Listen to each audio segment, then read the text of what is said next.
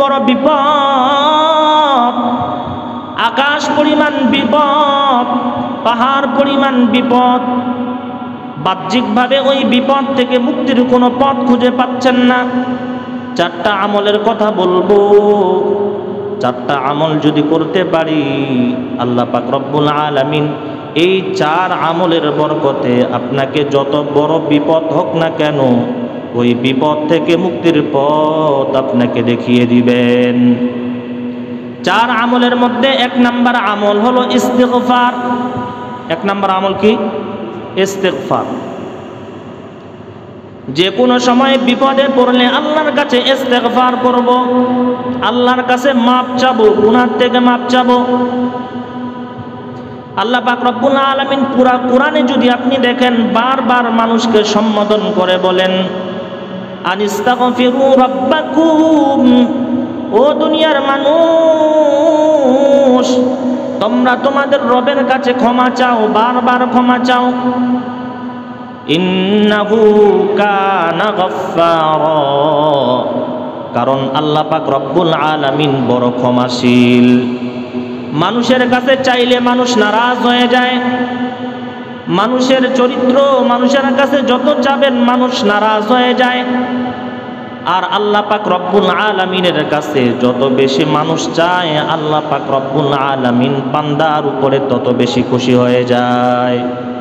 মানুষের কাছে যদি আপনি একদিন কিছু চান, দ্বিতীয় আরেকদিন কিছু চাইতে যাবেন, বান্দা নারাজ হয়ে যাবে।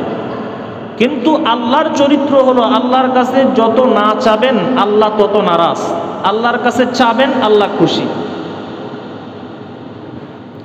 এজন্য এক নাম্বার আমল আল্লাহর কাছে ইস্তিগফার করব। ইস্তিগফার করলে কি লাভ? আল্লাহ বলেন যুরসিলিস সামাআ আলাইকুম মিদরারা, তোমাদের যদি বৃষ্টির প্রয়োজন হয়, জমিতে ফসল লাগিয়েছেন, বৃষ্টির প্রয়োজন, বৃষ্টি নাই, আল্লাহর কাছে ইস্তিগফার করো। আল্লাহ বলেন আমি আসমান থেকে তোমাদের জন্য বৃষ্টির ব্যবস্থা করে দিব। তোমাদের সন্তানের প্রয়োজন, কারো সন্তান হয় না, আমার কাছে ইস্তিগফার করো। আল্লাহ বলেন যুমদিদকুম বিআমওয়ালিন ওয়া বানিন, সন্তান যদি না হয় আমার কাছে মাপ চাও, গুনাহ থেকে ক্ষমা চাও। গুনাহ থেকে ক্ষমা চাইলে সন্তানের ব্যবস্থা করে দিব। কারো সম্পদের প্রয়োজন, কেউ অসচ্ছলতার মধ্যে আছে, কারো টাকা পয়সা নাই, আমি আল্লাহর কাছে ইস্তিগফার করো। আমি আল্লাহর কাছে ইস্তিগফার করলে আমি আল্লাহ আসমান থেকে রিজিকের ব্যবস্থা করে দিব। বিশ্বনবী হাদিসের মধ্যে ইরশাদ করেছেন মাল্লাজিমাল ইস্তিগফার, যে ব্যক্তি সর্বদাই আল্লাহর কাছে গুনাহ থেকে মাপ চায়, জাআলাল্লাহু লাহু মিন কুল্লি যিকিন মাখরাজা ওয়া মিন কুল্লি হাম্মিন ফারজা। আল্লাহ পাক রব্বুল আলামিন দুনিয়ার যত বিপদ আপদ আছে, যত কষ্ট আছে, দুঃখ আছে, সর্বপ্রকারের দুঃখ কষ্ট থেকে তাকে মুক্তির ব্যবস্থা করে দিবেন। এজন্য এক নাম্বার আমল হলো ইস্তিগফার করা। ইস্তিগফার কিভাবে করব আল্লাহ নবী শিখিয়ে দিয়েছেন। ছোট্ট ইস্তিগফারের দোয়া হলো আমরা করি আস্তাগফিরুল্লাহ, আস্তাগফিরুল্লাহ। এটা সবচাইতে ছোট দোয়া, আমরা এটা যদি পারি এটা পড়ব।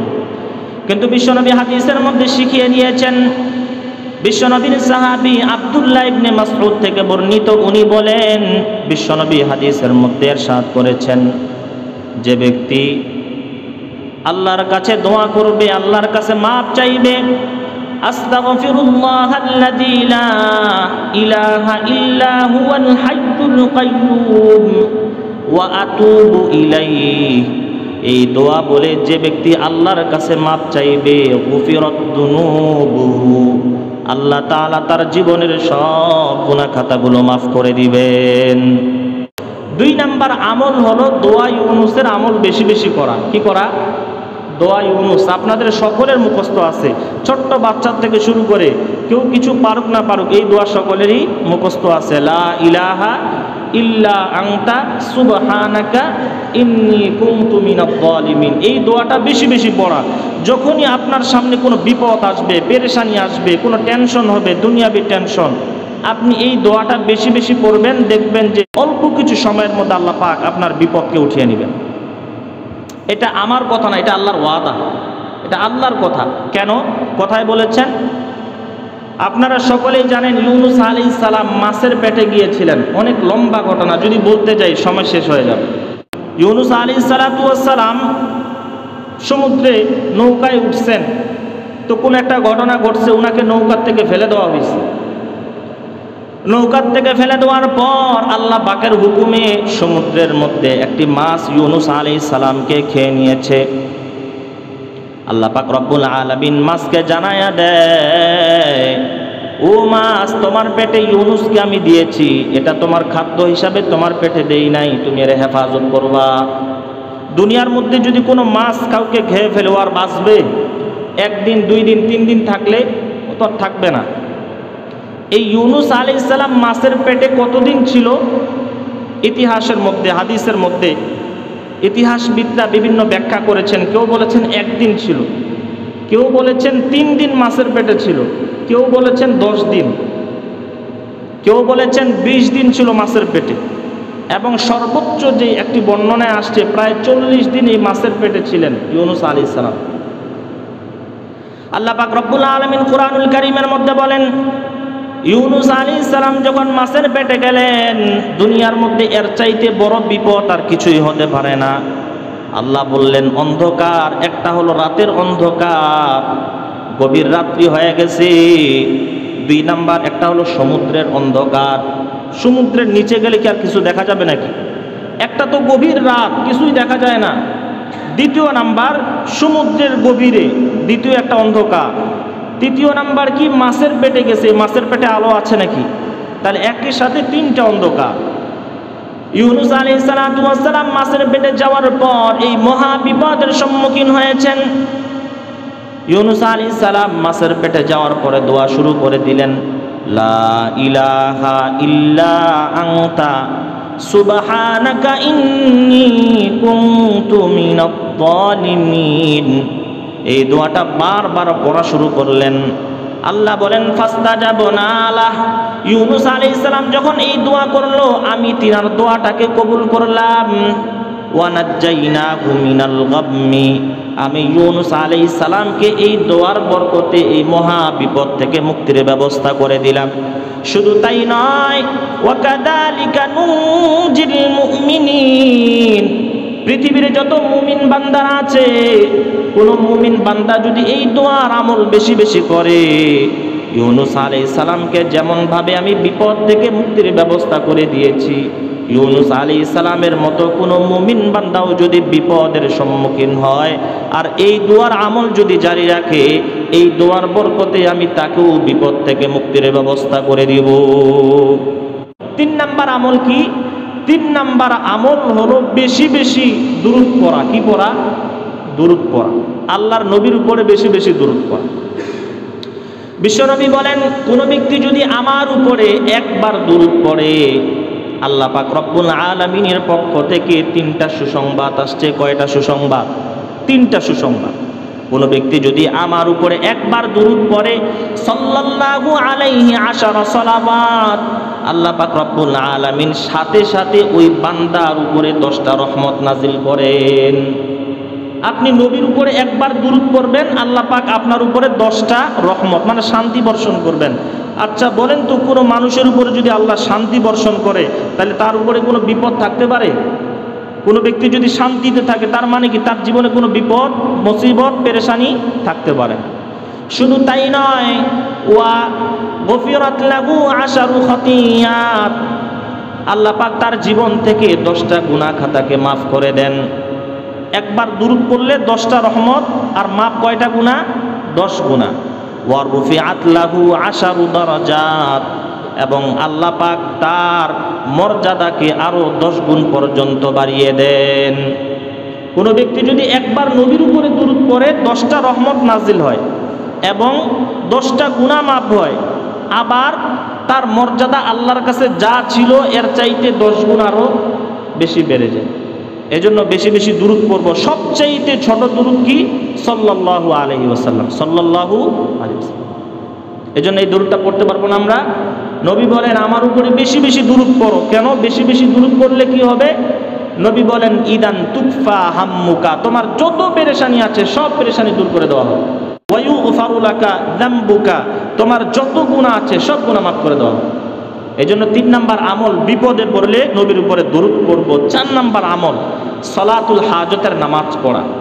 এই যে এটা যে একটা নামাজ আছে, আমাদের সাধারণ মানুষেরা অনেকেই জানে না। এই সলাতুল হাজত নামে যে একটা নামাজ আছে, আমাদের সাধারণ মানুষেরা জানেই না। কি নামাজ? আমরা জানি ফরজ নামাজ আছে, আমরা জানি বেতার নামাজ আছে, অনেকে জানি তাহিয়াতুল উজু আছে, উজু করলে 2 রাকাত নামাজ পড়তে হয়। আবার অনেকে জানি তাহিয়াতুল মসজিদ আছে, যে মসজিদে ঢুকলেই দুখুলুল মসজিদ, মসজিদে ঢুকলেই কয় রাকাত নামাজ পড়তে হয়? 2 রাকাত নামাজ আছে, নবীর আদর্শ। কিন্তু বিশ্বনবী 4 নাম্বার যে আমল শিখিয়ে দিয়েছেন আমাদেরকে, বিপদ আসলে মানুষের দরবারে যাব না, কোনো মানুষের শক্তি নাই যে আপনাকে বিপদ থেকে মুক্তি দিবেন। এজন্য নবী কি শিখিয়ে দিয়েছেন? বিশ্বনবী হাদিসের মধ্যে বলেন মান কানাত লাহু হাজাতুন ইলাল্লাহ, কোনো ব্যক্তি যদি আল্লাহর কাছে কোনো কিছু চাওয়া পাওয়ার থাকে, কোনো মানুষের জীবনে যদি কোনো প্রয়োজন আসে, কোনো মানুষের সামনে যদি কোনো বিপদ আপদ আসে, কোনো প্রয়োজন আসে, অথবা কোনো মানুষের কাছে যদি আপনার কাছে কোনো প্রয়োজন হয়, কোনো মানুষের কাছে আপনার কোনো প্রয়োজন, নবী শিখিয়ে দেন সে যেন মানুষের দরবারে না যায়, সে যেন সরাসরি আগে উজু করে। কি করে? উজু করবে আগে। ফালিয়াতাওয়াদ্দ, মানুষ যদি কোনো বিপদের মধ্যে পড়ে, মানুষের যদি সামনে কোনো প্রয়োজন আসে, মানুষের চাকরির প্রয়োজন, মানুষের দরবারে যাবে না, আগে উজু করবে ভালোভাবে। উজু করার পর উজু যে করবে খুব সুন্দরভাবে, নবী বলেন ফালইউহসিনিল উজুআ, যখন সে উজু করবে খুব সুন্দরভাবে উজু করবে। কারণ মানুষ যখন উজু করে, উজুর যত অঙ্গগুলো আছে এই অঙ্গগুলোর গুণাগুলো সব পানির সাথে ঝরে যায়। সুবহান। আপনি যখন কুলি করবেন, মুখের যত সগীরা গুনাহখাতাগুলো আছে সব মুখের পানির সাথে ভেসে যাবে। আপনি হাতগুলো ধৌত করবেন, হাতের যত গুনাহ আছে সব গুনাহগুলো ভেসে যাবে। পা ধৌত করবেন, পায়ের পানির সাথে সব গুনাহগুলো ভেসে যাবে। এজন্য বিশ্বনবী বলেন কারো যদি কোনো প্রয়োজন সামনে আসে, সে যেন সুন্দরভাবে উজু করে। উজু করার পরে সুন্দরভাবে 2 রাকাত যেন নামাজ পড়ে। কয় রাকাত? 2 রাকাত।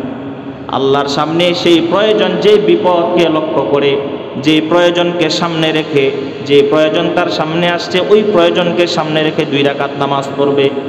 নামাজ পড়ার পরে আল্লাহর কাছে গভীর মনোযোগ দিয়ে দিলটাকে নরম করে প্রথমে হাতটা তুলে আল্লাহর প্রশংসা করবে। মানুষ তো দোয়া করার সময় আগে কি করে? ডাইরেক্ট চাওয়া শুরু করে।